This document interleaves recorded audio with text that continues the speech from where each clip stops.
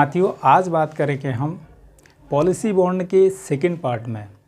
पहले जो पार्ट हमने कवर किया है वो पार्ट ए कवर किया है, उसका जो भाग ओ है उसको कवर किया है। आज कवर करने जा रहे हैं हम भाग बी को। भाग बी में क्या चीज़ें कवर होंगी और क्या उसमें जानने की हमको ज़रूरत है। दोस्तों, मैं ये वीडियो इसलिए बनाता हूँ ताकि वो जो पॉलिसी का बॉन्ड होता है उसमें बहुत सारा लिखा हुआ होता है, तो लोगों को उसको पढ़ने में ना थोड़ी बोरियत सी लगती है कि भाई पढ़ें नहीं पढ़ें, कई को पढ़ने के बाद समझ में नहीं आता है उसको किस प्रकार से समझें। तो मैं इस पॉलिसी जो बॉन्ड है इसको एक एक करके थोड़ा थोड़ा करके अलग अलग पार्टों में इसको आप लोगों को समझाऊंगा, ताकि आप लोग उसको पढ़ करके इस वीडियो को देख करके आराम से जो है उस पॉलिसी बॉन्ड को जान पाएँ कि उसके अंदर क्या चीज़ें दर्शित रहती हैं और क्या चीज़ें लिखी रहती हैं। आपको जानकारी उस चीज़ की हो भी जाएगी, आप उस वीडियो को देखते रहें। दोस्तों, मैंने भाग ए में बताया है कि उसमें भाग ए में क्या क्या चीज़ें निर्दिष्ट रहती है और क्या चीज़ें उसमें मेंशन रहती हैं, वो मैंने भाग ए में बनाया है। उस वीडियो को मैं आई बटन पर दे दूँगा। और आज के वीडियो में हम जानेंगे भाग बी के बारे में, यहाँ पर क्या क्या चीज़ें कवर होंगी। दोस्तों, वीडियो को पूरा देखिएगा तभी समझ में आएगा, तभी आप जान पाएंगे पॉलिसी बॉन्ड के बारे में क्या क्या चीज़ें निर्दिष्ट रहती हैं और क्या क्या चीज़ें आपको उसमें देखने की ज़रूरत है। तो दोस्तों, मैं हूं गोपाल दत्त परगाई, आप देख रहे हैं टेक्नोडाइन स्टडी सेंटर। बने रहे हैं चैनल पर। अब जानते हैं पॉलिसी बॉन्ड के भाग बी के बारे में।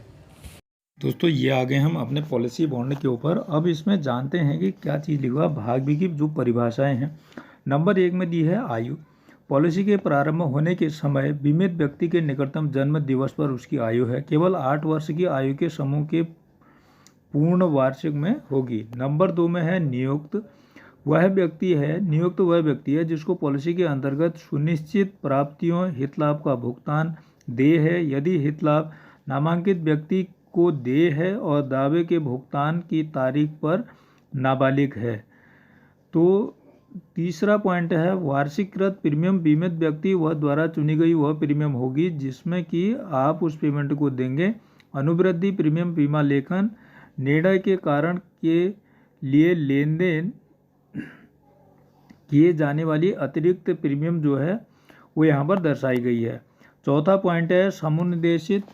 वह व्यक्ति है जिसे एक समुनिदेशन के आधार पर आविष्कार और अधिकार और हितलाभ हस्तांतरित किए गए हैं। नंबर 5 है समुनिदेशन। किसी समुनिदेशित को अधिकार और हितलाभों को हस्तांतरित करने की प्रक्रिया है। समुनिदेशित समय समय पर यथोशोधित किया बीमा धारा के 1938 की धारा 38 के प्रावधानों के अनुसार होना चाहिए।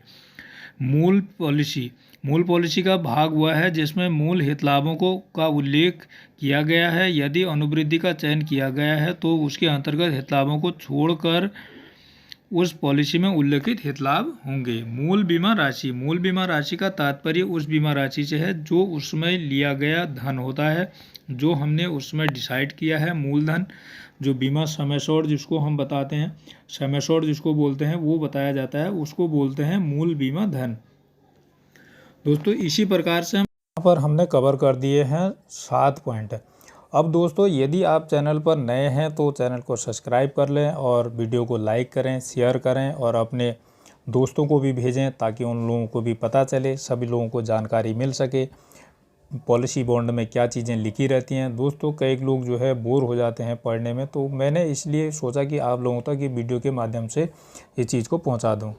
अब आ जाते हैं पॉइंट नंबर 8 पर। लाभार्थी दावाकर्ता का अर्थ उस व्यक्ति संस्था से है जो इस पॉलिसी के अंतर्गत हित लाभ प्राप्त करने का अधिकारी हो। लाभार्थी जिन्हें हित लाभ दी है वह है प्रस्तावक या बीमित व्यक्ति। अधिनियम 1938 की धारा 38 के अंतर्गत उसकी समुनिदेशन या समय समय पर यथा संशोधित बीमा अधिनियम 1938 की धारा 39 के अंतर्गत प्रमाणित निष्पादकों या प्रशासकों या वैधानिक प्रतिनिधियों जिन्होंने उसकी संपदा या पॉलिसी के अंतर्गत देय राशि की मात्रा के लिए भारतीय संघ के साथ जो प्रतिनिधित्व पूरा किया है और न्यायालय भी लागू है प्रतिनिधि होने के प्राप्त होगा। दोस्तों, नंबर 9 में लिखा हुआ है निर्धारित बीमा योग्यता। यदि किसी अनुवृत्ति का चयन किया गया तो उसके अंतर्गत सभी सहित पॉलिसी के पुनर्चयन के लिए निगम संतुष्टि के अनुसार बीमित व्यक्ति प्रस्ताव की योग्यता का निर्धारण है, जो पहले से उपलब्ध सूचना दस्तावेजों को निपटान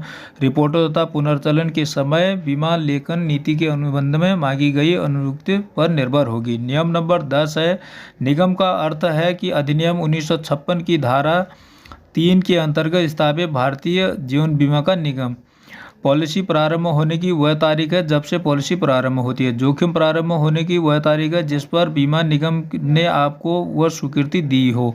पॉलिसी जारी करने की तारीख वह तारीख है जब बीमा लेखन के पश्चात प्रस्तावक को पॉलिसी के रूप में स्वीकार कर लिया गया है और यह संविदा चालू हो गया है। परिपक्वता क्या है दोस्तों, जिसको हम मैच्योरिटी कहते हैं, वह अनुसूचित निर्दिष्ट वह तारीख है जब वह पॉलिसी की पूरी हो जाएगी।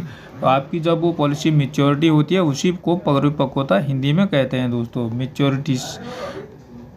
अब अगले पॉइंट की तरफ चलते हैं। 15वां जो पॉइंट है, निहित होने की तारीख 18 वर्ष की पूर्ण होने से पड़ने वाली अथवा उसके तुरंत बाद आने वाली पॉलिसी वर्षगांठ तिथि है। ऐसे निहित होने की तारीख वह पॉलिसी निगम और बीमित व्यक्ति के बीच अनुबंध माना जाएगा। बीमित व्यक्ति पॉलिसी का पूर्ण स्वामी माना जाएगा और उस पर प्रस्तावक तथा संपादकों का निर्धारण पूरा अधिकार या स्वार्थ नहीं होगा। मृत्यु हितलाभ वह हितलाभ है जो व्यक्ति की मृत्यु के समय देय होता है, जैसा कि इस पॉलिसी में दस्तावेज के भाग सी की वार्ता में निर्दिष्ट किया गया है। विमुक्ति पत्र वह पत्र है जो पॉलिसी के अंतर्गत परिपक्वता, मृत्यु, अभ्यरण, मृत्यु हितलाभ का दावा करने के लिए पॉलिसी धारक को दावाकर्ता को भरना होता है। दोस्तों, इस पर अगली वीडियो में हम जानेंगे कि जो इसका मृत्यु हितलाभ भाग सी की जो बात की गई है उसमें मैं अगली वीडियो में बनाऊंगा, क्योंकि इसमें वीडियो बहुत लंबी हो जा रही है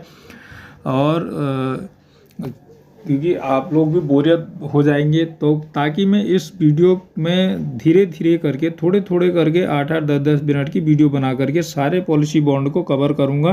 क्या धाराएं हैं और क्या हमें हितलाभ हैं, क्या परिपक्वता हितलाभ है, दुर्घटना हितलाभ क्या है, डबल दुर्घटना हितलाभ क्या है, उसके बारे में पूर्ण जानकारी मैं आपको थोड़ा थोड़ा अलग अलग पार्टों में दूंगा। अब जो अगला पॉइंट है 18वां, नियत तारीख वह तारीख है जब प्रीमियम देय होता है और पॉलिसी धारक द्वारा अदा कर दिया जाना चाहिए। वर्ष पृष्ठांकन का अर्थ वे शर्तें हैं जो इस पॉलिसी के अंतर्गत सात संग्रह और जिनके द्वारा निगम के पॉलिसी में सहितार्थपूर्वक संशोधन सुधार किए गए। अतिरिक्त प्रीमियम वह प्रभार है जो बीमा लेखन के निर्णय के कारण किसी ऐसे अतिरिक्त जोखिम के लिए लिया जाता है जो न्यूनतम संविदा के प्रारंभ नहीं दिया गया। दोस्तों, ये थे हमारे भाग बी के 20 पॉइंट। हमने आज इसके बारे में पूर्ण जानकारी आपको दी है। यदि आप लोगों को ये पूर्ण जानकारी अच्छी लगी है तो वीडियो को लाइक करें और शेयर करें, कमेंट करके बताएं कि आपको समझ में आया या नहीं आया। अगर नहीं आया तो क्या समझ में नहीं आया वो कमेंट करके बताएं, और अगर समझ में आया तो उसके लिए भी कमेंट करके बताएं।